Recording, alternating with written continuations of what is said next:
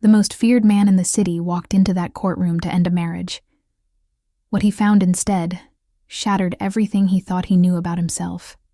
2 pairs of eyes, identical to his, staring back at him from faces he'd never seen before. 5 years old, hidden, protected, kept secret from the monster their mother married. His ex-wife had disappeared 2 years ago without a trace, or so he thought. But she hadn't vanished. She'd been hiding the most dangerous truth of all. He was a father. And now, in that cold courthouse, with lawyers and judges watching, the king of the underworld was brought to his knees by 2 little girls who had his smile. Everything he built, everything he controlled, everything he destroyed, none of it mattered anymore. Because the twins changed everything. The courtroom smelled like polished wood and sterile air. Jae-min Kang sat at the mahogany table, fingers laced, posture perfect. His tailored charcoal suit cost more than most people earned in 6 months. His lawyer shuffled papers beside him.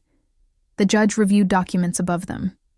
Everything was routine, cold, transactional. This was the final signature on a marriage that had died 2 years ago when she vanished. Divorce proceedings for a ghost. That's what his attorney called it. A dissolution in absentia. His ex-wife, Aaliyah, had disappeared without warning, without explanation, without a single word. One morning she was there. The next, gone. He'd searched. Of course he'd searched. A man like him had resources, connections, eyes in every shadow. But she had vanished completely, as if the earth itself had swallowed her whole. He stopped searching after 6 months. Not because he gave up, because he decided she wanted to be gone. And Jae-min Kang didn't chase ghosts. The courtroom door opened. He didn't look up immediately. Why would he? This was a formality. A legal stamp on something that had already ended. His lawyer stiffened beside him. The air shifted. Jae-min finally glanced toward the entrance, and the world stopped. Aaliyah. She stood in the doorway, dressed in a soft cream blouse and dark slacks, her natural hair pulled back into a low bun. She looked exactly the same, and completely different. Stronger. Tired. Guarded. Her dark brown eyes met his for half a second, and then she looked away. Like he was a stranger. Like he was nothing. His jaw tightened. But then he saw them. 2 small figures stood on either side of her, holding her hands. Little girls, identical, maybe 4 or 5 years old. Their skin was a soft golden brown, a perfect blend of hers and... No. His breath caught in his throat. Their eyes, his eyes, the shape, the color, that exact shade of dark amber that everyone in his family carried like a bloodline signature. He knew those eyes. He saw them every morning in the mirror. The courtroom tilted. One of the girls, the one on the left, looked directly at him. She tilted her head, curious, unafraid. Her twin stayed closer to Aaliyah, shy, half hidden behind her mother's leg. But both of them had his face, his nose, his brow line, his daughter's. Mr. Kang?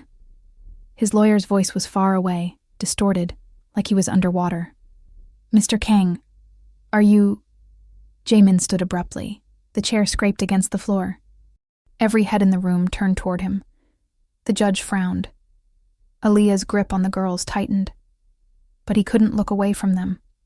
From those 2 small, impossible lives that shouldn't exist. Because he'd never known. Your Honor?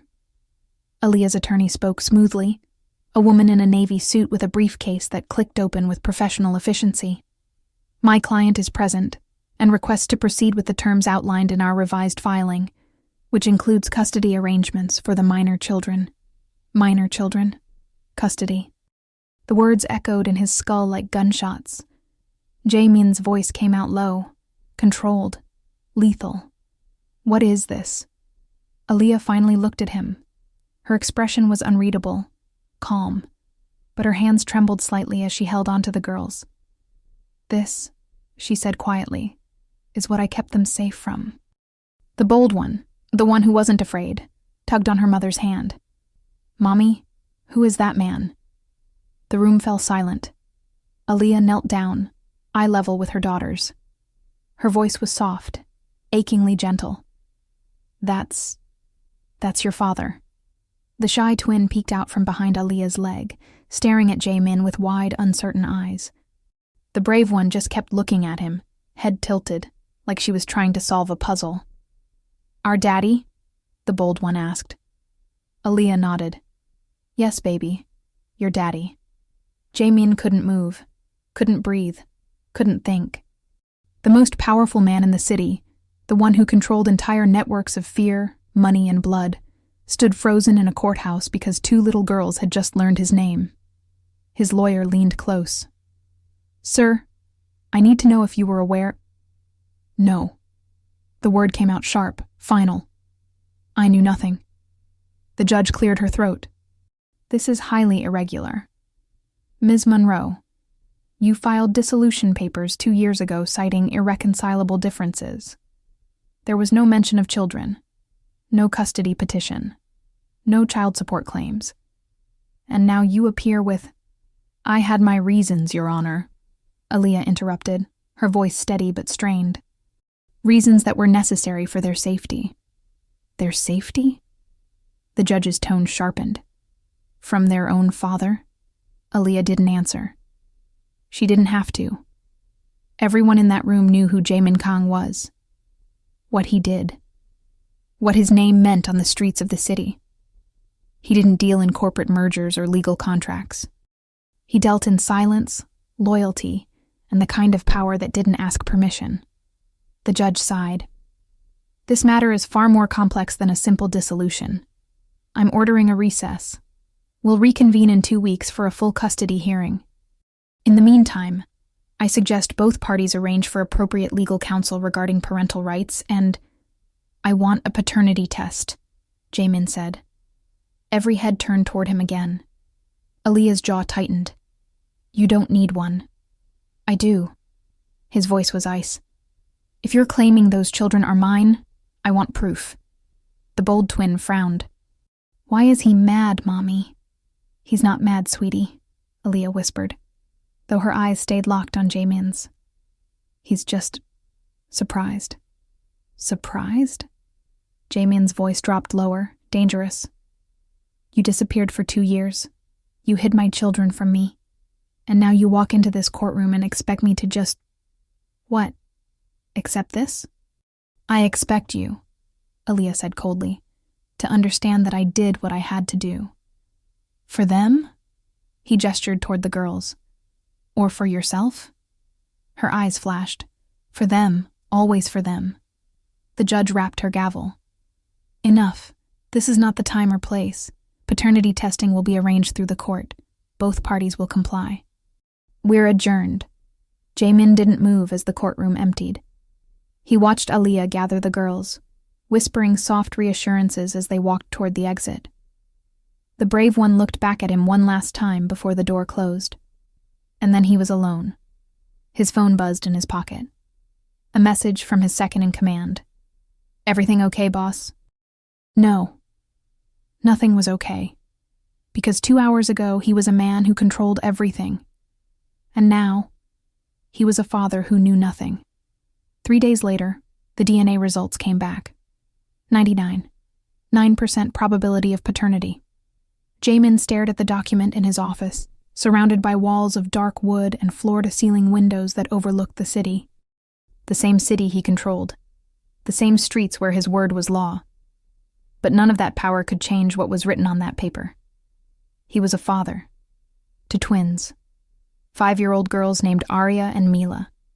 Arya, the bold one. Mila, the shy one. His daughters. He set the paper down carefully like it might shatter. His hands were steady. They were always steady. Even when he gave orders that ended lives. Even when he walked into rooms knowing he might not walk out. Steady hands. Steady voice. Steady heart. But not now. Now, his heart was a war zone. His second-in-command, Dae-jung, stood across the desk, arms crossed, watching him carefully. Dae-jung had been with him for 15 years. They'd grown up together, survived together, built this empire together. If anyone could read Jae-min, it was him. "What are you going to do?" Dae-jung asked quietly. Jae-min didn't answer immediately. He stood, walked to the window, and looked down at the city below. Lights flickered in the evening haze. People moved like ants, unaware of the man watching them from above, unaware of the empire built on fear and loyalty and blood. "I don't know," he finally said. Dae-jung raised an eyebrow. "You always know." "Not this time." Silence stretched between them. Dae-jung shifted his weight, uncomfortable. "Do you want to see them? I don't know if she'll let me." "You're their father. You have rights." "Rights." Jae-min laughed bitterly. "What do I know about being a father? I kill people, Dae-jung. I run an organization built on violence. What the hell am I supposed to do with 2 little girls?" "Love them," Dae-jung said simply. "That's what fathers do." Jae-min turned to look at him. "And if I can't? Then you're not the man I thought you were." The words hit harder than any bullet. Aaliyah's apartment was in a quiet neighborhood on the east side of the city. Not wealthy, not poor. Just normal.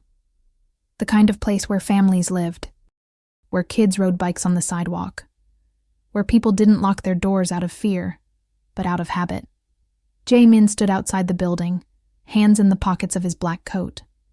2 of his men waited in the car parked down the street. He'd told them to stay back.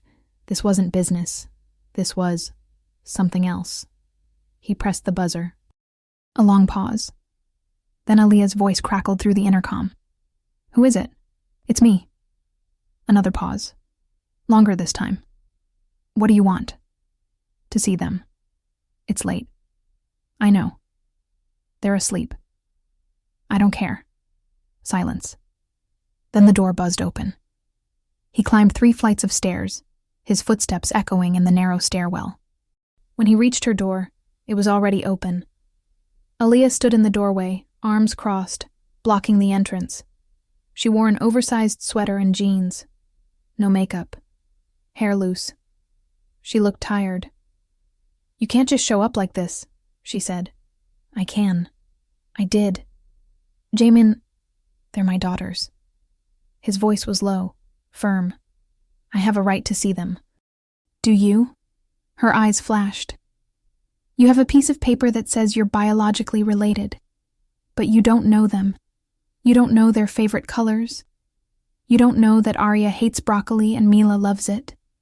You don't know that Arya sings in the shower and Mila hides under the bed during thunderstorms. You don't know anything about them. Because you kept them from me. To protect them. From what?" He stepped closer. "From me?" She didn't answer, but the look in her eyes said everything.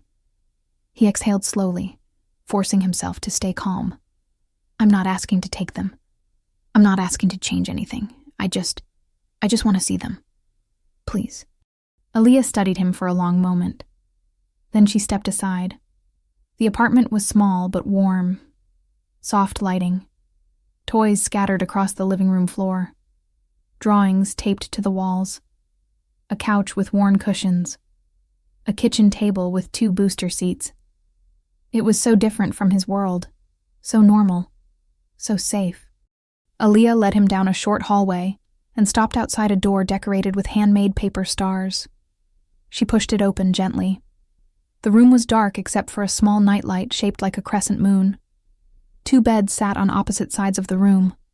In one, Arya slept sprawled out, blankets kicked off, one arm dangling over the edge.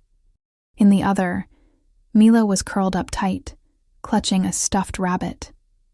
Jae-min stood frozen in the doorway. They were so small, so fragile, so completely, utterly his.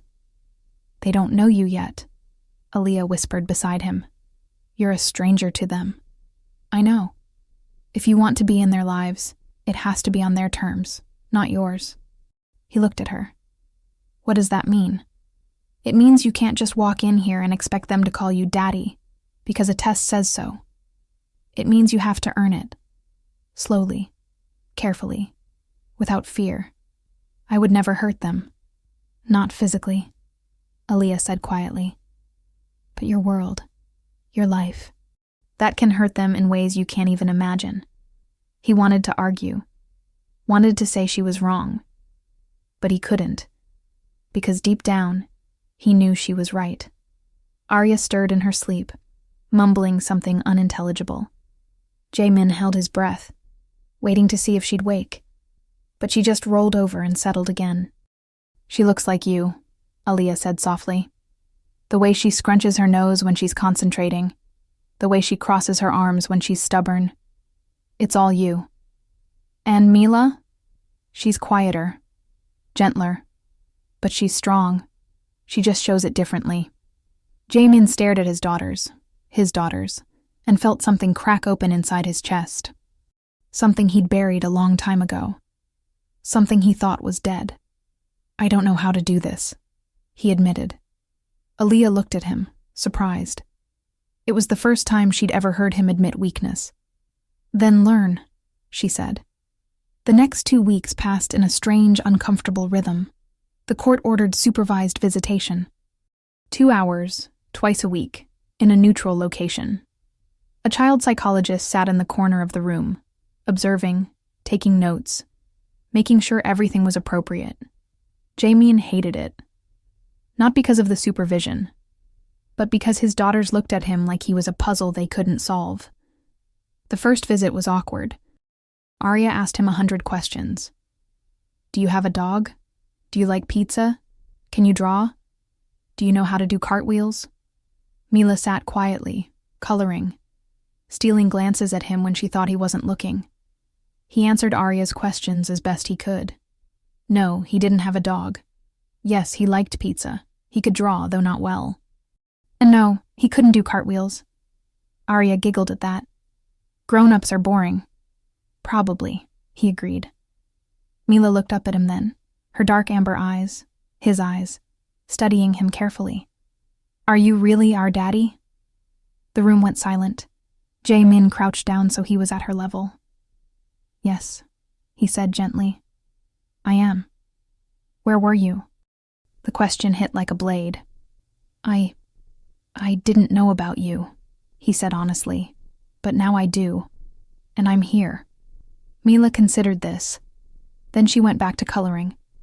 But a few minutes later, she slid a drawing across the table toward him.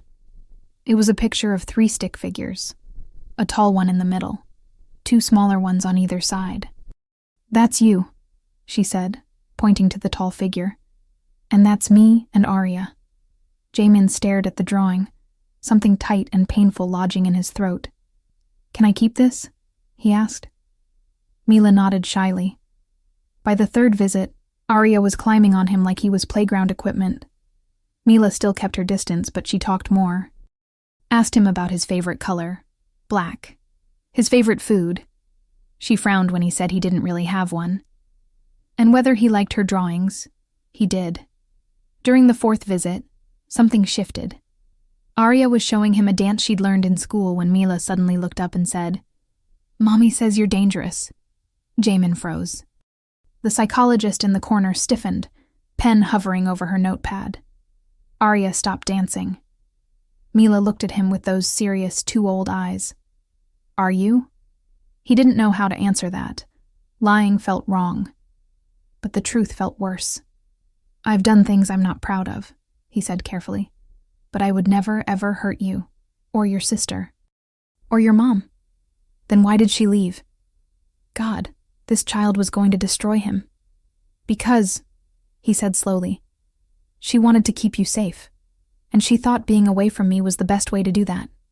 But you're here now, Mila said. I am. So we're safe? He wanted to say yes, wanted to promise her that nothing bad would ever happen. But he couldn't, because his world didn't work that way. I will do everything I can, he said, to make sure you're always safe. Mila nodded, satisfied. Then she picked up her crayons and went back to coloring. Arya, however, wasn't done. Do you have a big house? She asked. I do. Bigger than ours? Yes. Can we see it? The psychologist cleared her throat. That's not part of the current visitation agreement. Arya pouted. That's not fair. Life's not fair, kid, Jae-min said. Arya grinned. Mommy says that too. After the visit, Jae-min waited outside the building while Aaliyah came to pick up the girls. She arrived exactly on time as always. The girls ran to her, chattering about their day. She hugged them, kissed their heads, and then glanced at him. Can we talk? He asked. She hesitated, then nodded to the girls. Go wait in the car. I'll be right there. Arya and Mila skipped off, holding hands. Aaliyah turned to him, arms crossed. What is it? They're getting comfortable with me, he said. I know. Is that a problem? I don't know yet. He exhaled slowly. I'm trying, Aaliyah. I'm doing everything the court asked. Everything you asked. But I need to know. Is there ever going to be a point where you trust me with them? She looked at him for a long time. Trust isn't something you give. It's something you earn. Then tell me how to earn it. Show me you've changed. Changed? Your life, Jae-min. Your world. The things you do. The people you hurt. Show me that you can be someone they can look up to. Someone who won't get them killed just for being your daughters. I can protect them. That's not the same thing. He wanted to argue. Wanted to tell her she was wrong. But he couldn't. Because deep down, he knew she was right. What if I can't change? He asked quietly. Aaliyah's expression softened. Just a little. Then we'll figure it out. For their sake. She turned and walked away, leaving him standing alone in the fading light. That night, Jae-min sat in his office, staring at Mila's drawing, the 3 stick figures, the family that didn't exist yet. Dae-jung knocked on the door. Boss, we have a situation. Jae-min didn't look up. Handle it. It's about the North Side territory. They're pushing back. We need to respond. I said handle it. Dae-jung frowned. Are you okay? No, Jae-min said honestly. But I will be. He folded the drawing carefully and placed it in his desk drawer. Then he stood, straightened his jacket, and walked toward the door. Let's go, he said. Because even though his world was changing, the Empire still needed a king. Before you leave, this story only exists because of people like you. If it moved you even a little, don't just feel it. Act on it. Tap Super Thanks now and help us keep these stories alive. Or join our members club to receive early access and exclusive stories. Your support today decides the next story we tell. The call came at 2:47 in the morning. Jae-min answered on the first ring, already awake, sitting at his desk with a glass of whiskey he hadn't touched. What is it? Dae-jung's voice was tight. We have a problem. Someone's been asking questions about you, about your family. Jae-min's blood went cold. What kind of questions? About the girls, about Aaliyah. They know, boss. Someone knows. He was on his feet before Dae-jung finished speaking.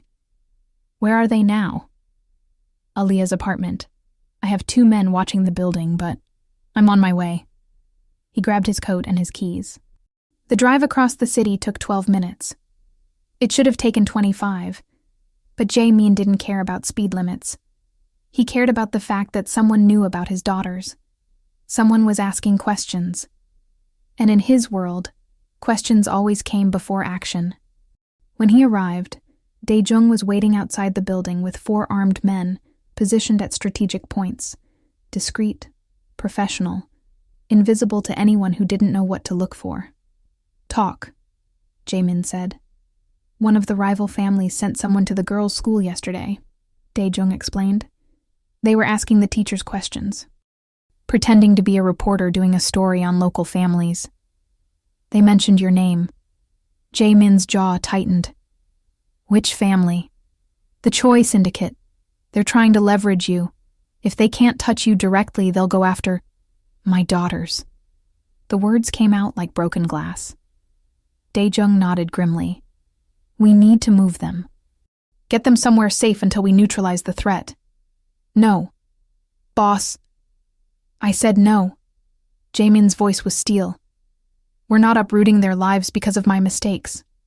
We handle the Choi family, tonight. That's going to escalate things. I don't care. Daejung studied him. You're making decisions with your heart, not your head. For the first time in my life, Jaemin said quietly, I have something worth protecting more than this empire. Before Daejung could respond, the apartment building door opened. Aaliyah stepped out, wrapped in a long cardigan, her eyes wide with fear. I heard voices, she said, looking between them. What's going on? Why are there men outside my building? Jaemin approached her carefully. We need to talk. Inside. Jaemin, you're scaring me. I know, I'm sorry, but I need you to trust me right now. She looked at him for a long moment. Then she nodded and led him inside. The apartment was dark and quiet. Aaliyah closed the door softly behind them, checking to make sure the girls were still asleep. Then she turned to face him, arms crossed defensively. Start talking. He told her everything. The questions at the school. The Choi family. The threat that was circling closer every day. Her face went pale, then angry, then terrified in the span of 30 seconds. I told you, she whispered harshly. I told you this would happen. This is exactly why I left. This is why I kept them hidden. I know. Do you? Do you really understand what you've brought into their lives? Yes. His voice was raw. I understand. And I'm going to fix it. How? Her eyes blazed. By starting a war? By killing people? That's your solution to everything, isn't it? It's the only language my world understands. Then maybe, she said, voice breaking, you need to leave that world. The words hung in the air between them. Jaemin stared at her. What? Leave it, Aaliyah repeated, tears streaming down her face now. Walk away, from the empire, from the violence, from all of it. Choose them, choose us, choose a different life. It's not that simple. It is that simple. It's just not easy. If I walk away, they'll see it as weakness. They'll come after me anyway, after you. After the girls. The only thing keeping you safe right now is the fact that I'm still in power. Then what's the point? Aaliyah's voice cracked. If being with you puts them in danger, and leaving you puts them in danger, what's the point of any of this? Jaemin had no answer. They stood there in the dim light of her living room, two people who'd loved and lost each other, trying to figure out how to protect the two small lives sleeping down the hall. Finally, Aaliyah spoke. I need you to promise me something. Anything. If it comes down to it, if you have to choose between your empire and their safety, you choose them. No hesitation, no second thoughts. You choose them. I will. Swear it. He looked into her eyes. I swear on my life, Aaliyah. I will always choose them. She nodded, wiping her tears. Okay, then do what you have to do, but do it quietly. Do it carefully, and don't let them see. They won't. And Jaemin? Yes? This is your last chance. If you can't protect them without becoming the monster I ran from, then you need to disappear from their lives. For good. The words cut deeper than any blade, but he nodded, because she was right. The next morning, Arya and Mila had no idea that their lives had almost changed forever. They ate breakfast, got dressed for school, and chattered about a field trip coming up next week. Aaliyah smiled and nodded, playing along, while inside she was breaking. Jaemin had left before dawn to handle the situation. She didn't ask how. She didn't want to know. 3 days later, the threat was gone. The Choi family sent a formal apology and a promise to respect boundaries. Da-young later told her that Jaemin had handled it personally. Without violence, without bloodshed, with leverage and negotiation, and a very clear demonstration of power that didn't require a single weapon. When Aaliyah heard that, Something inside her shifted. Maybe he really was trying to change. 2 months passed. The supervised visitations became unsupervised. Jae-min picked up the girls every Saturday and spent the entire day with them. They went to parks, museums, the zoo. Once, memorably, to a trampoline park, where Arya convinced him to jump with her, and he pulled a muscle in his back that hurt for a week. Dae-young thought it was hilarious.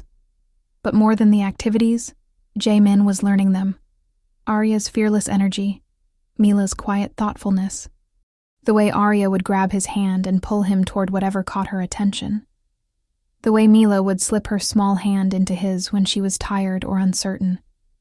He was learning how to be a father, and it was the hardest, most terrifying, most beautiful thing he'd ever done. One Saturday, as he was dropping them off, Mila looked up at him with serious eyes and asked, "Do you love us?" Jae-min froze. Arya stopped bouncing. Even Aaliyah, standing in the doorway, went still. He crouched down so he was eye level with Mila. "Yes," he said quietly. "I love you both more than anything in this world." "More than your work?" Arya asked. "More than my work." "More than your big house?" Mila added.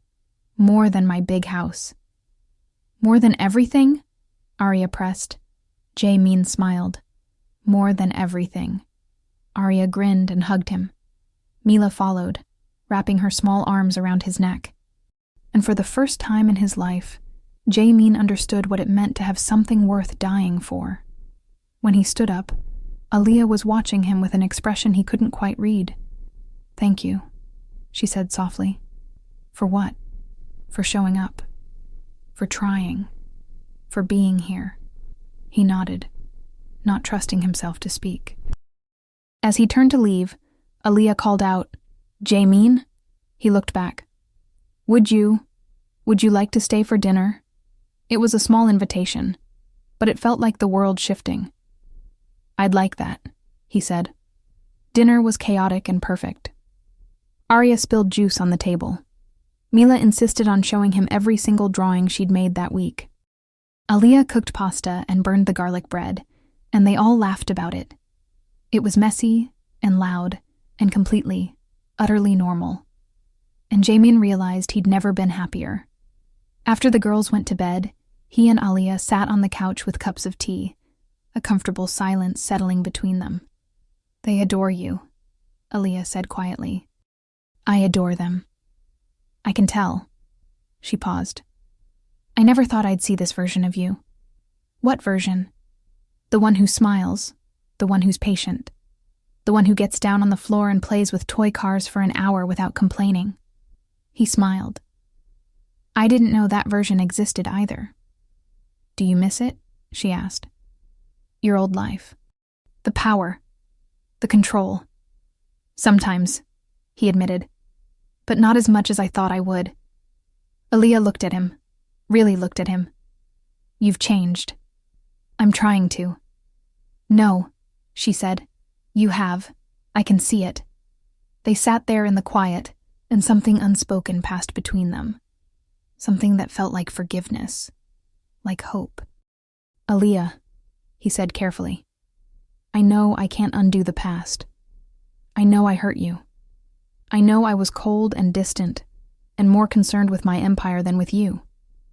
But if I could go back—" "You can't," she interrupted gently.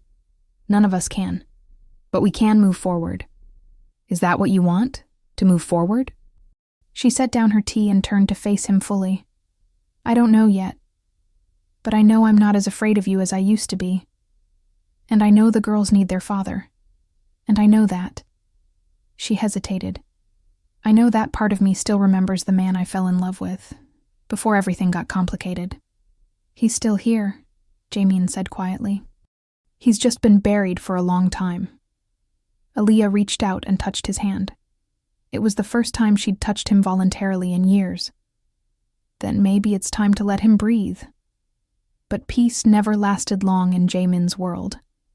3 days later, Dae-jung came to him with news that made his blood run cold. "The Choi family is making moves again," Dae-jung said. "They're testing boundaries, pushing back. And they're asking about the girls again. I thought we had an agreement. Agreements mean nothing when there's blood in the water. They think you're getting soft. They think your attention is divided. They're right. Jamin stood and walked to the window. What do they want? Territory, resources, power, the usual. Daejung paused. Or they want you out completely. And if I refuse, then they'll force your hand, and they'll use whatever leverage they can find. Jamin closed his eyes. He knew what was coming. He'd always known. You need to make a choice, boss, Daejung said quietly. The empire or the family. You can't have both. Not anymore. I know. So what are you going to do? Jamin opened his eyes and looked out at the city he'd ruled for 15 years. The empire he'd built from nothing, the power he'd fought for, the legacy he'd created. And then he thought about Arya's laugh, Mila's drawings, Aaliyah's hand in his, the family he'd never known he needed. The choice was impossible. But the answer was clear. I'm choosing them, he said. Daejung nodded slowly. You're sure? I've never been more sure of anything in my life. Then we need a plan.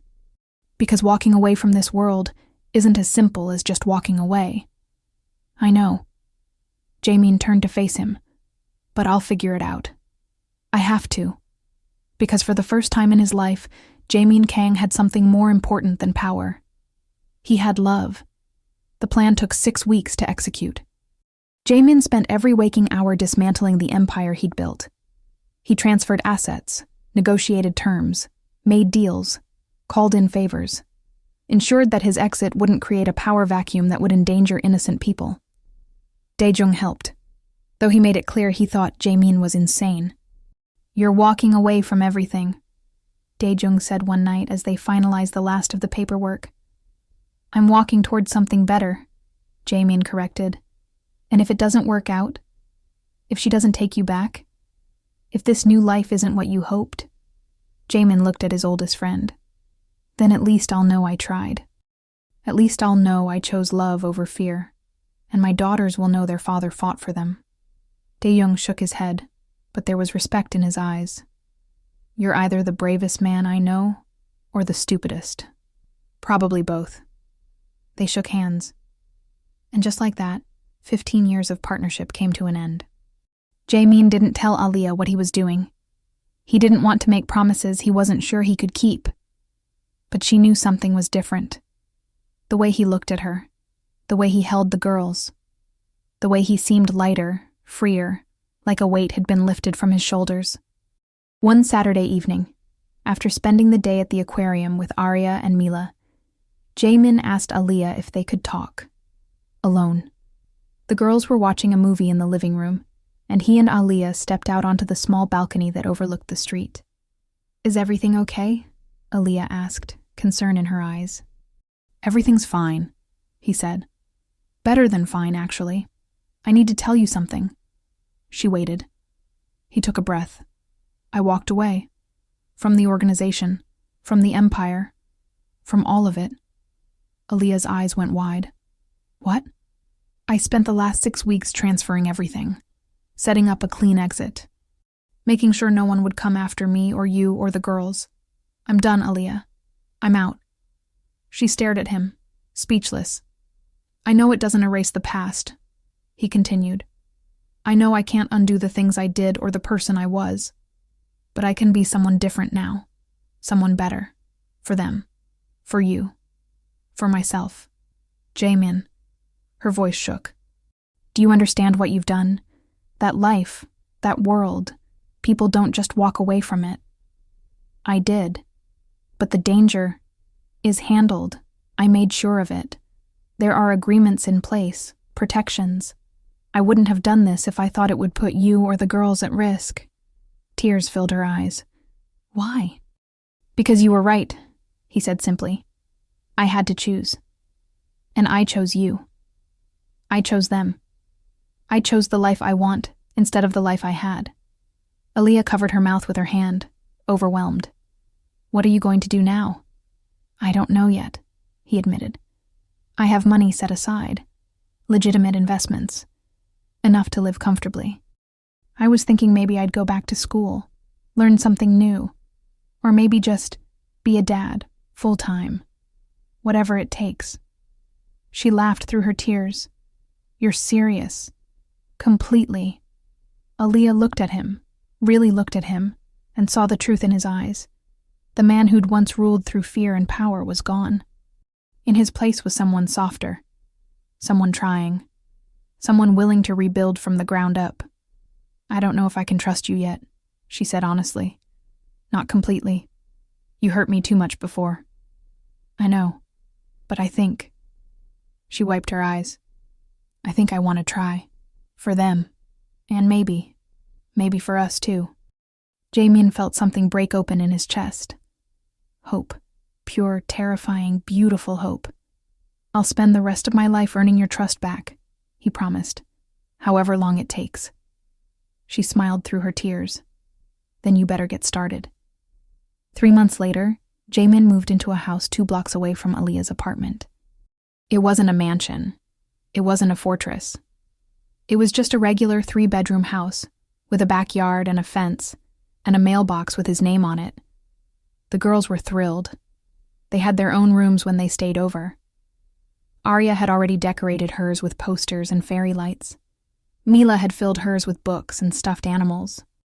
Jamin enrolled in business school, legitimate business school, to learn how to manage the investments he'd made. He volunteered at the girls' school. He learned to cook. Badly, at first. But he got better. And every Sunday he had dinner with Aaliyah and the girls. Sometimes at her place, sometimes at his. Sometimes they went out. It was slow, careful, gentle. But it was real. One evening, 6 months after he'd walked away from his old life, Jamin sat on his back porch watching Arya and Mila play in the yard. Aaliyah sat beside him, her hand resting lightly on his. You look happy, she said. I am, he replied, happier than I've ever been. No regrets? Not a single one. Arya ran up to them, out of breath and grinning. Daddy, come play with us. He'd never get tired of hearing that word. Daddy. I'll be right there, he promised. Arya ran back to Mila, and they resumed their game of tag. Aaliyah squeezed his hand. You did it. You really did it. We did it, he corrected. I couldn't have done this without you. She leaned her head on his shoulder. I'm proud of you. Thank you. They sat there in the fading light, watching their daughters play, and Jamin realized something profound. He'd spent 15 years building an empire of fear, but in 6 months, he'd built something far more powerful, a family. And this empire, this beautiful, messy, imperfect family, was worth more than anything he'd ever ruled. Mila ran up to them, breathless. Daddy, can we have ice cream? Arya was right behind her. Please? Pretty please? Jamin looked at Aaliyah, who rolled her eyes but smiled. Fine, but just 1 scoop. 2 scoops, Arya negotiated. 1.5, Jamin countered. Deal. The girls ran toward the house, already arguing about flavors. Aaliyah laughed. You're getting good at this. I have a good teacher, he said, looking at her. She blushed. You're not so bad yourself. They followed the girls inside, together. A family, imperfect but whole, broken but healing. And absolutely, completely happy. Because Jamin Kong had learned the most important lesson of his life. True power wasn't found in fear or control or empires built on blood. True power was found in love, in forgiveness, in choosing to be better, and in the laughter of 2 little girls who called him Daddy. The end. If this story made you feel something, don't scroll away. Support us with super thanks. Join the Members Club for exclusive stories and early access. Your support keeps these stories coming.